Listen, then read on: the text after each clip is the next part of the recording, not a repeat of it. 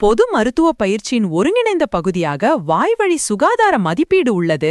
இந்த தொகுதியானது சுகாதார பணியாளர்கள் குறிப்பிடத்தக்க வாய்வழி கோளாறுகளை கண்டறிவதற்கும் அவற்றின் முறையான தாக்கங்களை புரிந்து கொள்வதற்கும் உதவுகிறது. ஒரு முழுமையான வாய்வழி பரிசோதனை என்பது ஒரு துணை சரிபார்ப்பு மட்டுமல்ல, நோயாளியின் ஒட்டுமொத்த முறையான ஆரோக்கியம் மற்றும் நல்வாழ்வை பற்றிய மதிப்புமிக்க நுண்ணறிவுகளை வழங்கும் ஒரு முக்கியமான கண்டறியும் கருவியாகும். வாய்வழி பரிசோதனையின் போது ஒரு மருத்துவரின் முதன்மையான பொறுப்பு முக்கிய கோளாறுகளை கண்டறிவதாகும். குறிப்பாக வாய்வழி புற்றுநோய்களுக்கான பரிசோதனையில் கவனம் செலுத்துகிறது. நோயாளியின் விளைவுகளை மேம்படுத்துவதற்கு ஆரம்பகால கண்டறிதல் முக்கியமானது.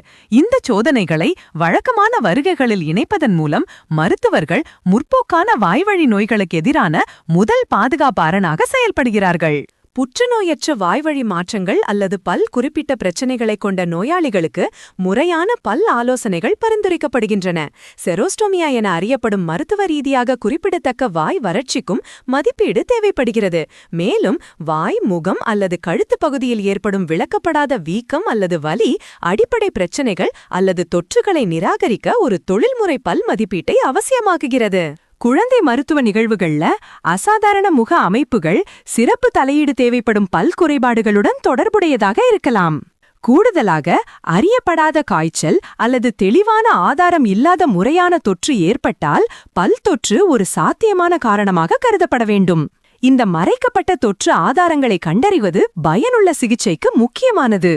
தலை மற்றும் கழுத்து கதிர்வீச்சு சிகிச்சையை தொடங்குவதற்கு முன்கூட்டிய பல் ஆலோசனை ஒரு தரமான பராமரிப்பாகும். மேலும் முறையான கீமோதெரபிக்கு முன் இது மிகவும் பரிந்துரைக்கப்படுகிறது.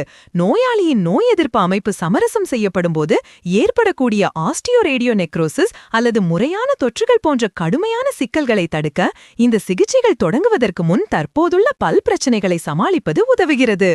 முதியோர் நோயாளிகள் குறிப்பிட்ட கவனம் தேவைப்படும் தனித்துவமான வாய்வழி சுகாதார சவால்களை முன்வைக்கின்றனர். வயதானதே உமிழ்நீர் சுரப்பு குறைவதற்கு காரணம் என்பது ஒரு பொதுவான தவறான கருத்து. உண்மையில் வயதான பெரியவர்களில் செரோஸ்டோமியா பெரும்பாலும் மருந்துகளின் பக்க விளைவாகும்.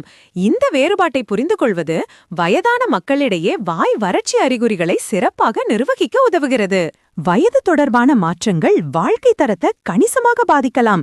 தேய்ந்த பற்கள் மற்றும் பலவீனமான மெல்லும் தசைகள் மெல்லுவதை கடினமாக்கும். இது ஊட்டச்சத்து குறைபாட்டிற்கு வழிவகுக்கும். வாய் அசௌகரியம் அல்லது செயலிழப்பு காரணமாக நோயாளிகள் சமச்சீர் உணவை உண்ண முடியாவிட்டால் அவர்களின் ஒட்டுமொத்த முறையான ஆரோக்கியம் பாதிக்கப்படுகிறது. இது உடல் சரிவின் சுழற்சிக்கு வழிவகுக்கிறது. தாடை எலும்பு இழப்பு மற்றும் சளிமெலிதல் உள்ளிட்ட உடற்கூறியல் மாற்றங்கள் வயதான நோயாளிகளுக்கு பல் உறுதித்தன்மையை சமரசம் செய்யலாம். இந்த உடல் மாற்றங்கள் நோயாளிகளுக்கு சரியான வாய்வழி செயல்பாட்டை பராமரிப்பதை கடினமாக்குகின்றன.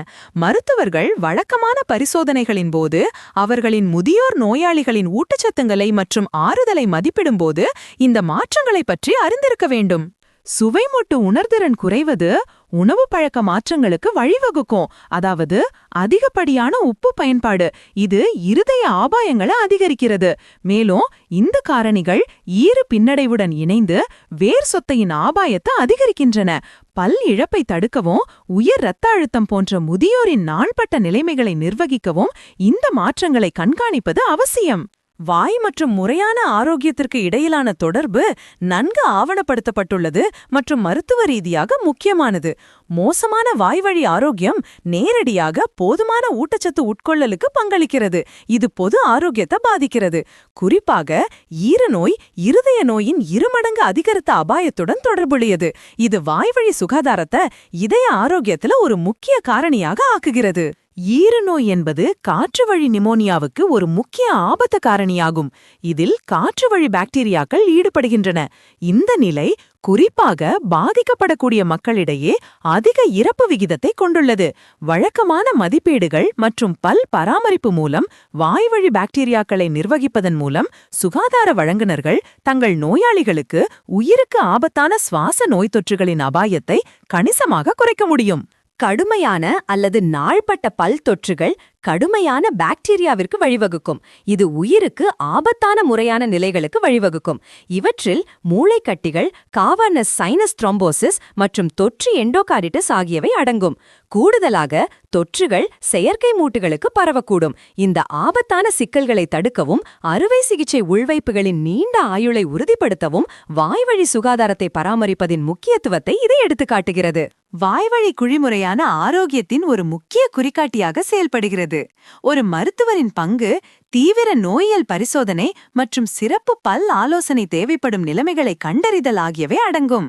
விரிவான மற்றும் பயனுள்ள மருத்துவ பராமரிப்பை வழங்குவதற்கு முதியோர் மக்கள் மற்றும் சிக்கலான மருத்துவ வரலாறுகள் உள்ள நோயாளிகளுக்கு சிறப்பு கவனம் செலுத்துவது மிக முக்கியமானது. நிலையான நோயாளி மதிப்பீட்டுல ஒரு முழுமையான வாய்வழி சுகாதார மதிப்பீட்டை ஒருங்கிணைப்பது ஆரம்பகால நோயறிதல், இடர் குறைப்பு மற்றும் குறிப்பிடத்தக்க முறையான சிக்கல்களை தடுப்பதற்கு அவசியமானது. இந்த முழுமையான அணுகுமுறை வாய்வழி ஆரோக்கியம் ஒருபோதும் புறக்கணிக்கப்படாமல் இருப்பதை உறுதி செய்கிறது. இறுதியில் நோயாளியின் பராமரிப்பின் தரத்தை வலுப்படுத்துகிறது மற்றும் அனைவருக்கும் நீண்டகால சுகாதார விளைவுகளை மேம்படுத்துகிறது.